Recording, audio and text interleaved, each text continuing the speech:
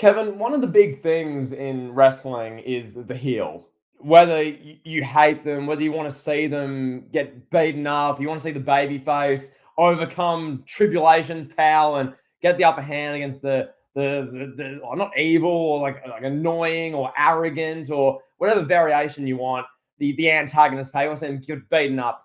That's what we're sort of discussing today. I mean, we're going a bit down memory lane, having a general discussion, pal. I look forward to seeing where this conversation goes because some of the questions we got tabled here should be quite good, quite provocative. But first, pal, how you doing? I'm good, pal. How are you?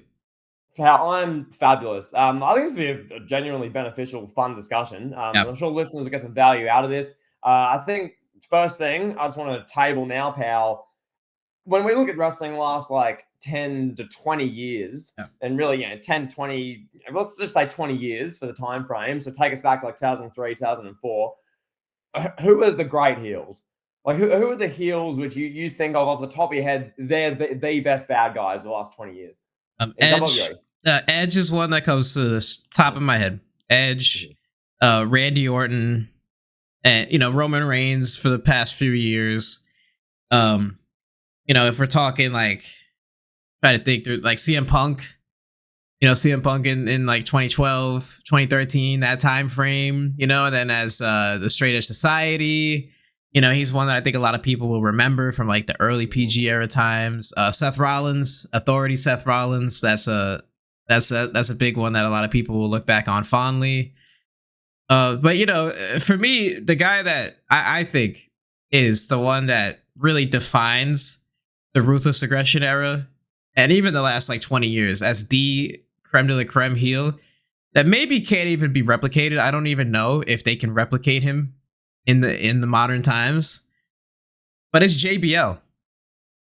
As a Ruthless Aggression Era kid, JBL was the guy that I hated the most. It was him and then Edge. I wasn't much of a Cena kid. I wasn't really into Cena. I was the kid that was like cheering Triple H to win at WrestleMania 22.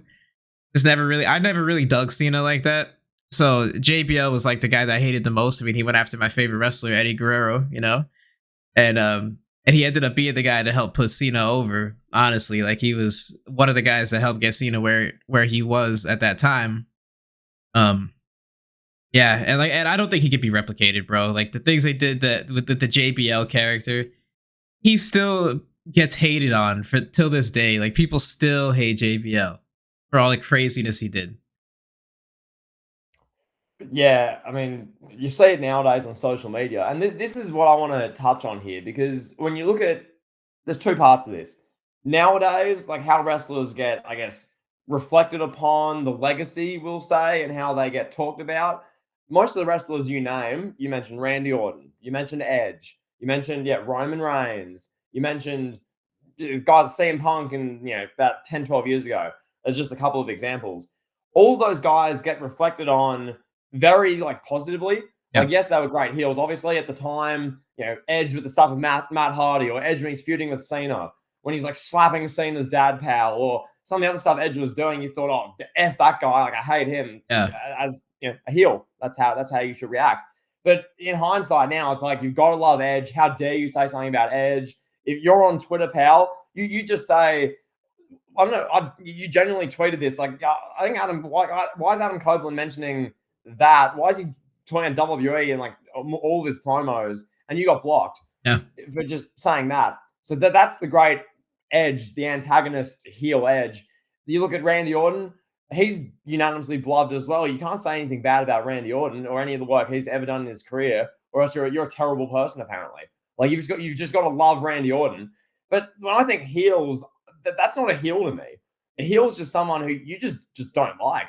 You just still don't like them to this day. And then JBL is the perfect example to me because I think at JBL and like I don't just want to just love and praise and admire JBL. Like, yes, he obviously did great work as we're going to touch on and really get into and the legacy of what he did. But I still want to say, oh, damn that guy. What a dickhead. Like that's what you want to say. Like that's a heel. It's not just like, oh my God, love him. Yes, Randy Orton, Edge, CM Punk 2012. Oh my God. That's not what a heel is. But anyway, with that said, pal, what do you reckon, pal? Where do you want to take this? Do you think Logan Paul has that in him? right now, like if Yeah. we're talking a wrestler right now, I'm struggling to think of anybody else. Like, Because McIntyre, even Drew McIntyre, right now, you could say is like the best heel. But people like Drew. yeah, People like him. Most of the arenas you go to, he gets a cheer initially, and then when he's the babyface comes out, then they start to boo Drew because people like Drew. People like good heels for the most part. Like Final Boss Rock as well, for instance. People like to boo him. People find it fun. JBL, everyone just hated him. yeah. It was very straight up. Like no one liked JBL. And it wasn't channel changing heat. That's the thing. It wasn't like channel change, like, oh, just get this guy off my screen.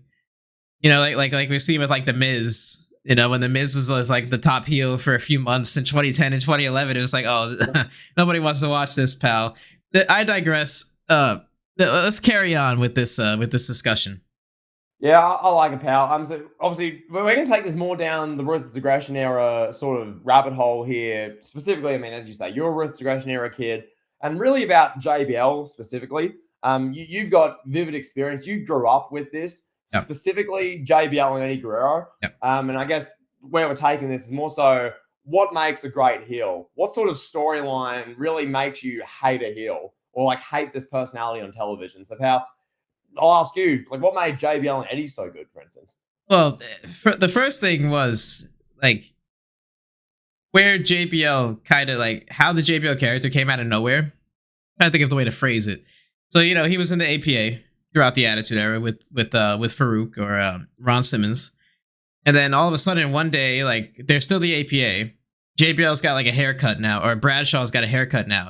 And then he just like yells at Farouk. He's like, "I'm done with this group, pal."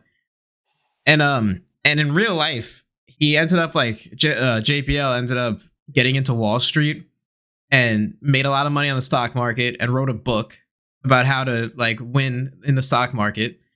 He was like, he was on like MSNBC and doing all this stuff outside of WWE. Then I guess one day he was just like, "Oh, let me bring this like Wall Street character to WWE TV and turn it up a notch." So then like he's Bradshaw one day, and then the next week he's like this millionaire stockbroker who was like this Texan that now loves New York. Now he's like a New Yorker. He's turning on all his people in the South. It was the most egregious thing. And then this is right after WrestleMania 20, so you got Eddie Guerrero, who's the babyface, one of the most lovable wrestlers of all time, babyface champion, the ultimate underdog, beats Brock Lesnar, beats Kurt Angle, and now he's got to go up against this big bad like redneck like New Yorker now in JBL, and things really got turned up quickly. And this feud escalated really fast. Like it went from, okay, I'm a stockbroker millionaire, to now I'm like basically JBL's doing Donald Trump's modern day shtick. Like, build a wall, keep those Mexicans out. Like, and that's the element that makes what made JBL so great, was that he was using real life issues and using it in a way where it wasn't distasteful. Not like what WWE did with the Persian Gulf War and Hulk Hogan and Sergeant Slaughter. Like, it wasn't like that. It was just JBL coming out and really turning up the volume a little bit and just doing some outrageous stuff that made you want to see Eddie win. It made you want to see Eddie triumph. And that's what made it so great. You had a heel doing tapping in, like, okay, this is a tall white man and going up against a short Mexican man that was born in Texas. So he's not really Mexican. He's an American Mexican. And he's like, "You don't belong here. Get your people out of here." It made you want to see Eddie win. Like, it just made you love Eddie more, Yeah. And some of the tactics they used probably wouldn't get over too well today. Like, just throwing something out there. If you had, like, I mean, we've seen it with Jinder Mahal making fun of Nakamura for being Japanese. That didn't go over too well. That went over like a wet sail. That was just like what the hell are they doing? This sucks. Like, that's the reaction that got. Yeah, exactly. So, I mean, that's the element that made it so good. Really, was like, it was so simple. Just, okay, the heel is antagonizing the babyface, pushing his buttons, saying all the things that are like hurtful, and it was relatable. It was relatable for the Hispanic audience that were watching that could get behind Eddie. And this was at a time when people could separate and look at, oh, wrestling's fake. Like, this is a TV show. No. Yeah. Now people are like, oh my God, it's wrestling. Wrestling can't do that. You know, it's reality. Like, wrestling's always been, I guess it's always been in that black and white kind of territory. But this was at the time when Vince was saying the N-word on pay-per-views, and, you know, they were doing all this crazy stuff. Like, The Rock was getting ran over by the NWO in an ambulance. Like, they were just doing crazy thing after crazy thing. So JBL coming out kicking Mexicans out of the border, it didn't really like, it kind of fit in with all the craziness going on. And can I just say, like, that specific segment, the JBL kicking out Mexicans at the border, if you're listening to this and you haven't seen that segment, because some of our audience might be younger, or they, you know, they've grown up like in the time I have, where you're watching, you know, David Otunga and Brogue Kick Court Power with Sheamus in 2012. And, you know, you've grown up with watching Seth Rollins as the heel authority figure, the legendary heel he was in 2015, pal, or you've grown up with like Tribal Chief Roman Reigns is all you've known. If you didn't live this or haven't seen it back on YouTube, JBL kicking out Mexicans at the border is one of the funniest, most ridiculous segments you'll see in wrestling. In full character, this 6'6", you know, rich, arrogant, like dickhead is yelling. You know, he's making a big kerfuffle at the border. He's barking at people. They have these like actors playing like, you know, the Mexican, like, you get out of here, you get out of here. He like kicks at one of them. Like, it's so ridiculous. And, you know, as you say, it all adds to the dynamic. Like, you're watching this, for instance, as you're saying, going, like, I identify with that guy. Like, the guy who's, a bit smaller. He's American, but he's not this big, arrogant dickhead who's 6'5", who makes millions of dollars, who says he's better than everyone. F that guy. Yeah, and that's what most of America and most of the people watching at the time, like, I want to see Eddie win. Like, Eddie's, you know, had the big match, No Way Out against Brock. He won the title. It was a legendary moment. He's crying. People in the front row are sobbing. Like a legendary all-time moment in 2004. He goes through WrestleMania 20. Oh, pal, he cheated, pal. Kurt Angle, the boot came off. What? Roll up. You know, WrestleMania 20. So he's really getting these big wins against big stars. Then all of a sudden, this dickhead comes in, JBL, who's, as you just explained, all the traits with him. And you go, I want to see him beat him. I want to see Eddie beat that guy. Like, you know, because you really get behind Eddie. And that's what JBL and heel's there to do. So, pal, yeah, there's that. Anything else you want to add in on the why of why it was so good, pal? No, go ahead. Yeah, pal. So there's that. And I guess on the contrary, so we've discussed, I guess, JBL and what made that so good. What did this do for Eddie Guerrero? Because I touched on sort of what happened early in 2004, but I mean, this was like the feud in Eddie's career, or one of them. Like, this is like one of the defining feuds in one of the all-time greats' careers. Talk to us. I mean, you're the big Eddie guy here. What did this do for Eddie?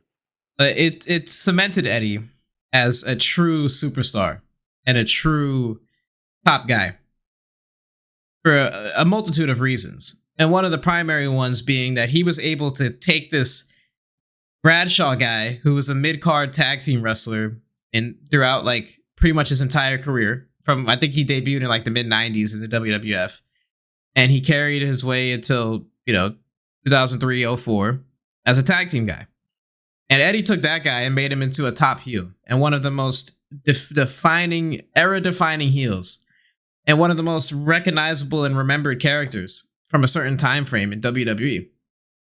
That's like, I mean, that says a lot about Eddie too. It not just anybody would have been able to get that JBL character over. It takes a special talent. And it was like, you know, Eddie had the big moment with Brock. Then he beat Kurt Angle, but those were just like one-off kind of stories. This was a good, solid, like 2-3 month long feud that like proved that Eddie could stand on his own 2 feet and proved that he was a single star and he was here to stay in the main event scene. And it catapulted him to be set up for the rest of his career. You know, unfortunately, his career got cut short, but you know, if he had lived, like, Eddie would have gone on to be one of the greatest of all time and have an iconic run, I would assume, throughout the 2000s and maybe the early 2010s. And that would have been on the back of this storyline. You know, because if this storyline fails, let's just say, you know, because I mean, WWE's taking a big chance here, one with Eddie as champion and JBL as a top heel.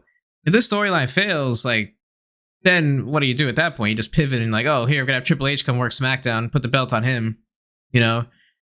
But And this gets me thinking because, like, I'm hearing you describe this, and yeah, I mean, it is a big chance with a guy who, Eddie had been upper mid card, very talented. yeah, He's been involved in some great storylines, but he hadn't been like an established main event. He wasn't right, Triple H right, sort of thing. This isn't just a guy you plug him in the main event, sorted. Like this, it's like he's still testing the waters. He's still trying to prove himself in that role. And same thing with Bradshaw, JBL. Like he'd hardly been an established main event guy. The main event had been The Rock, Austin, Triple H, all these sort of guys for years. So a more modern example, just not to the same degree, but something similar I'm thinking of where it was a similar situation and it ended up failing. Seth Rollins as champion and Baron Corbin as the heel, 2019. yeah, Like it was a similar thing. You got the very talented worker, one of the all-time greats, Seth Rollins nowadays, but I mean Eddie, there's the comparison. And they're facing this big 6'5", arrogant heel. You want to see you get beaten. Like what they did in 2004 worked. Entertainment. They made it personal. They used the real life stuff and played to that. It really played to the strengths of both the babyface and the heel. In 2019, it was a train wreck. It was a disaster. We're watching Baron Corbin running out there as the constable, as the general manager with Lacey Evans punching the man's man, Seth Rollins, who's wearing like man's man, I love my wife t-shirts. It's like, okay, great. So you see how they failed it in the modern era, but 20 years ago, this worked. This clicked and we did wonders for both guys. yeah, absolutely. It absolutely did, without a shadow of a doubt. And that's a pretty good example, the Baron Corbin and Seth Rollins example. We saw what happened, how that ended. The belt went back to Brock, didn't it? Or Roman? I forgot what it was. It just like they put it back on Brock. Yeah, like WWE management of watching that going, okay, Seth Rollins is facing Corbin at Saudi. He's facing him at Stomping Grounds. They're doing a mixed tag match at Extreme Rules. This isn't good. Get Brock, give Brock Money in the Bank. Brock, I think was supposed to. They just gave Brock Money in the Bank and cashed him within a month. Yeah, it was I cashed him within a night. Like the whole thing was a joke. Like the whole thing was just a circus. In 2004, it wasn't like that. When they had a legitimately good angle going, a hot storyline, as we're discussing, JBL booting Mexicans out of the border, and all these other segments that are doing JBL cutting like slanderous, borderline racist promos about Mexicans and the border, and Eddie being a lesser light than him because of where he's from and who he is and his family. And you're watching this going, F that guy. yeah. Honestly, Eddie beat him up. Like the stuff you, JBL, you clown. Like that's how you're feeling watching this. No one was watching Seth Rollins and Baron Corbin thinking, damn it, Seth, I want you to beat up the evil Baron Corbin. No one cared. I lived this. I was watching those Raws as their 20-minute opening monologues with Baron Corbin saying Seth Rollins is a fraud and he's going to beat him in the next pay-per-view. Like, there you go. So that being said, pal, anything you want to add in there? No, that pretty much covers it, I would say. Yeah, and I just want to carry it on. Bigger picture with the Ruthless Aggression Era now, pal, because we touched on some of the big names of the Ruthless Aggression Era. Edge, Randy Orton, and just that era generally. How did this feud and JBL as a heel shape the Ruthless Aggression Era? Because this is one of wrestling's great eras, and you lived it. It's shaped in a lot of ways, honestly. And I guess the main way that I would say this helped shape the Ruthless Aggression Era is through JBL becoming this big heel, and that allowed John Cena to conquer a nasty heel and help John Cena get from the upper mid card to the D top guy. And Cena had to prove himself the following WrestleMania against Triple H. Like, he wasn't the tippy top guy. Once he beat Triple H, he became the tippy top guy. But at this point, having JBL there, this excellent heel in JBL to pass the belt over to Cena, got him to that next level. And it helped give us the face of the Ruthless Aggression Era, honestly, in John Cena. And it's also it's one of the most iconic feuds. You look at like the Ruthless Aggression Era, some of the main feuds that come up are like Triple H and Shawn Michaels, Cena and Edge, Randy Orton and Undertaker, Eddie and Rey Mysterio, and Eddie and JBL is right there in that upper echelon. With like some of the most significant, memorable storylines, meme-worthy stuff. Not just JBL kicking Mexicans out the border. There was the match they had at Great American Bash, I believe, one of the bloodiest matches in the history of wrestling. Eddie literally almost died from bleeding so much. Like it just these two guys made magic, and it was so short too. It was only like I said, like a 2 or 3 month feud, but at the end of the day, it elevated both guys, and it became a cornerstone of the era. Well, 100%. And like, because the reality of wrestling, pal, and the reality of what we do, heels make faces, Right. essentially. You need a good heel to work with to make a face compelling. We can see that with, I mean, any big face champion who wins the belt. Let's use the current example. Let's use Cody Rhodes, for instance. You know, when Cody has the final boss Rock, who's beating him up in the rain, yelling all these obscenities at him, cutting shoot Facebook promos, shoot X promos, saying all these things you shouldn't be saying, being horrible about him, yelling at his mother, disrespecting the whole Rhodes family and everything they've ever stood for. And you're Cody being like, no, like you're a dickhead. I'm gonna beat you. Like when you do that, and they're like, yeah, Cody, beat him up, beat that evil Samoan clown. Like that's what it has. That's how it has you feeling. Yeah. And then once he overcomes that, once he finishes his story, pal, then you can be left with the come down of, oh, well, now what? You know, the face has the belt. Great, amazing moment. What now? Now what? You know Yeah. that's what we end up finding. And so now with Cody, for instance, it's tricky because, okay, yeah, you have the big high of WrestleMania. You're facing the big heel, in that case, final boss Rock, Roman Reigns, the tribal chief, 1,316 days into his run, pal. There was all that. And then it's like, okay, pal, look, AJ Styles, pal, it's Logan Paul. And they're just throwing these, random storylines out. It's like, yeah, good talents, but it doesn't click the same. Because this JBL and Eddie thing, and these ones JBL was a part of, even with Cena in 2005, it clicked. You're watching it going, yeah, this works. We discussed what made JBL and Eddie so good. JBL and Cena, it was a similar dynamic. JBL's like you're just like white trash. You're some hip hop bum. Like, the people you associate with, I don't want to associate with. I'm JBL. I wear suits. I live on Wall Street. I make millions when I'm sleeping. I don't want any part of you or your little, and all the terms he was using, all this sort of stuff. It was brilliant. And then Cena's vandalizing the car, or he's beating up JBL's limousine. He's, cutting raps on JBL. Like, stuff like that is brilliant. That's so good. That is what, as we say, made Cena. Like, the heel made the face of the era. And the same thing on the Raw side. Triple H, all the great work he did, made Batista. And, that's what made the Ruthless Aggression Era. You had those two guys, Cena and Batista, and then an incredible supplementary group of talents. JBL, Eddie, as we say, Ray, Triple H, Batista. Well, yeah, like a million. Like, The Undertaker was around. Shawn was around there. Like, yeah, Orton. There was so many guys. RVD. So many all-time talents. Yeah, great tag teams. Booker T. Like, the list goes on. And that's what makes the era great, pal. I'm sure, you live this. You'd agree? Oh, yeah, absolutely. Of course. Yeah. Yeah, the wealth of talent was insane. I mean, RVD and Booker T were like 12th and 13th men on the roster. And they're more well known than 75 to 80% of the wrestlers alive today, or that are currently wrestling today. Like, we've seen it. We talked about this ad nauseum, but like RVD is cool, bro. Like, I watched a documentary that Vice TV did on RVD about like marijuana. It's like what wrestler from today's climate is going to be doing? Like, you ever get Matt Riddle, bro? Matt Riddle's going to be on Vice in 15 years talking about marijuana, bro. Like, come on. But I digress. Did you see the Superkick Studios video where Yes. it was like it was like 20 minutes of here's everything wrong with Matt Riddle's life? That was man, I thought that was a Wrestling Uncovered video, bro. That felt like a personal hit piece. I loved it. I think Superkick and GIFs are both cooking at the moment. GIFs, some of the videos he's doing are just damn good. Superkick, that Riddle video, I was watching. Yeah, that was good. This is so good. So shout out Superkick. As far as our discussion, I want to ask a bit of a provocative question. Oh, yes. Because you touch on it. Like, this was a risk. Eddie versus JBL for the WWE Championship.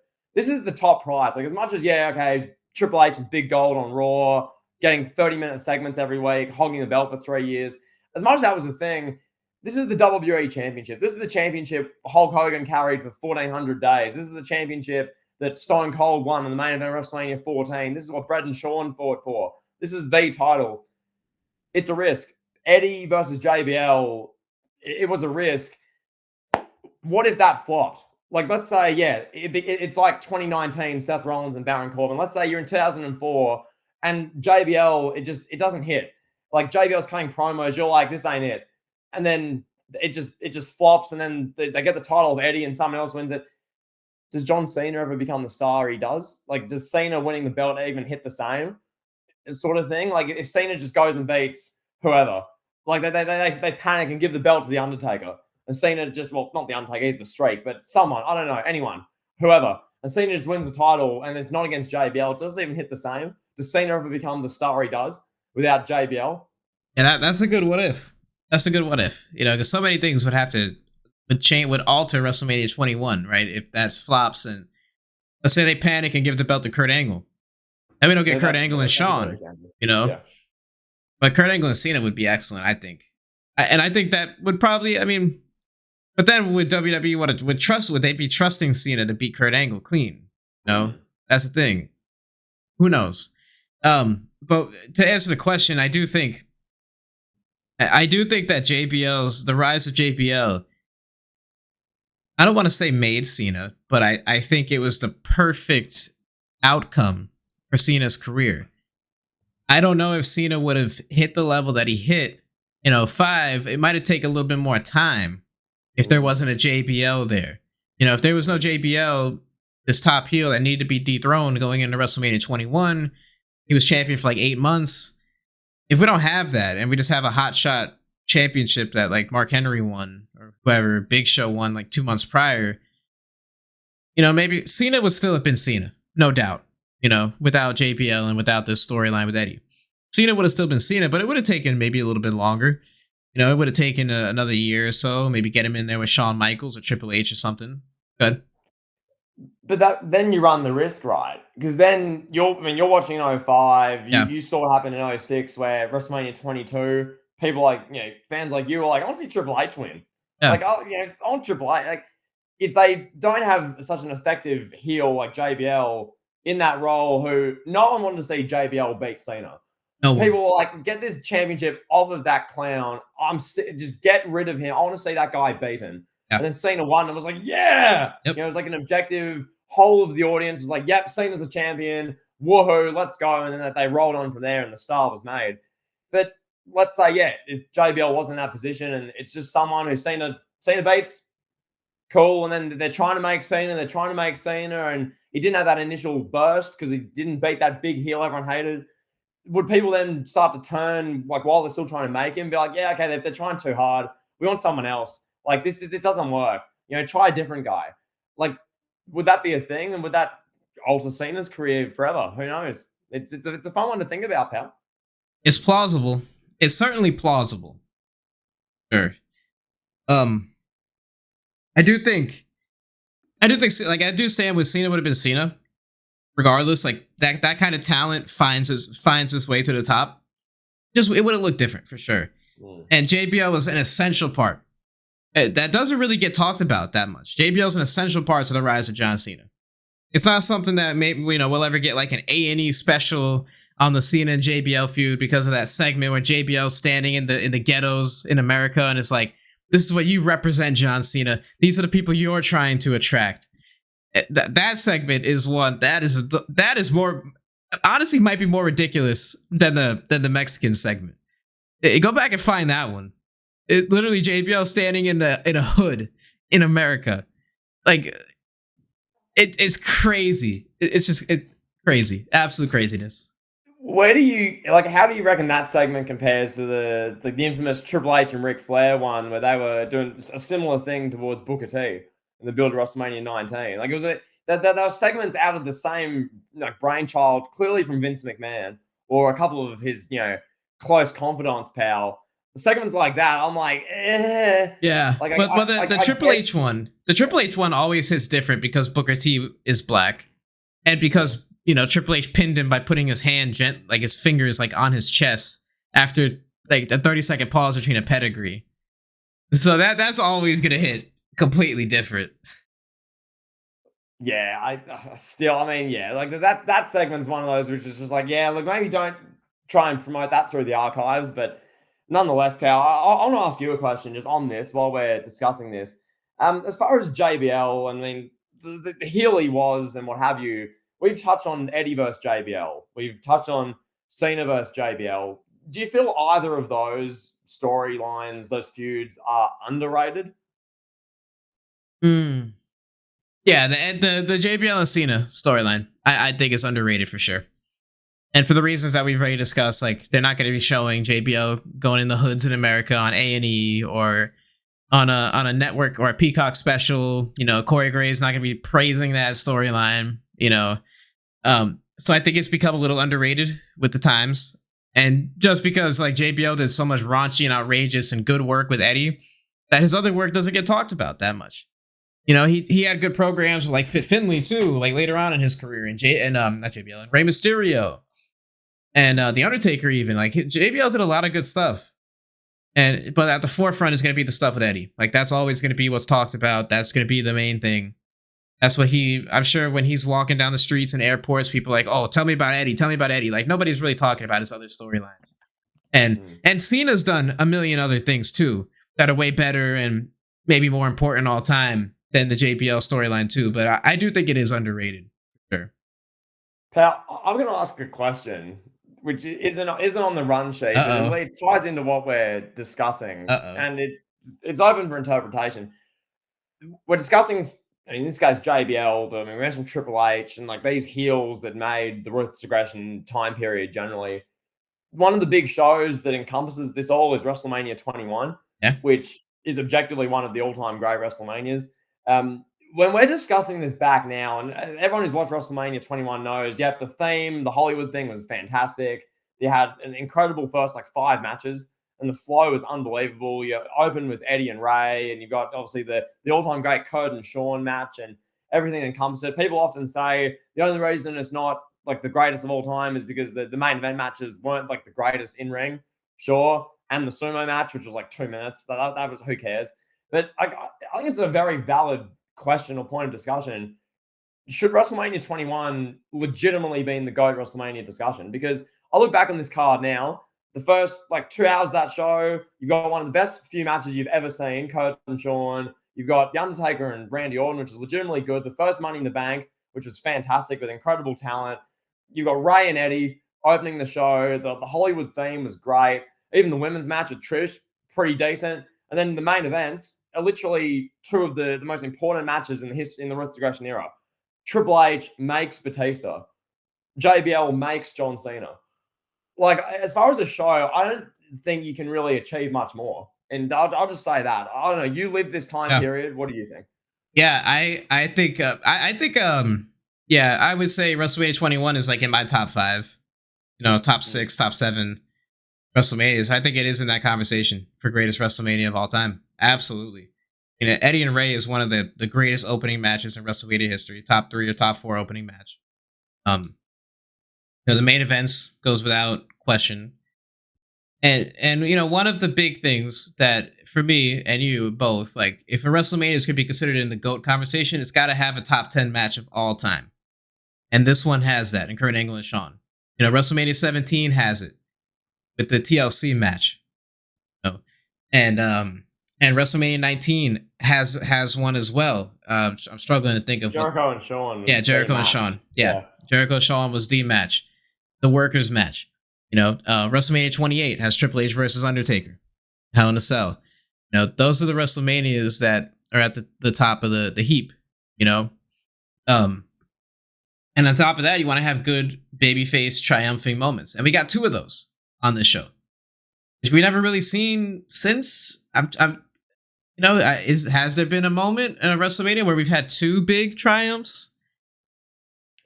Like, the only one I can think of is WrestleMania 40, like what they did this year with, I mean, you had Cody, and then, yeah, there was like Bayley had her moment, and I mean, yes, Priest is technically a heel, but everyone has to love everyone nowadays, so Priest had his big moment, and there was a lot of that going on this year, but not to this extent.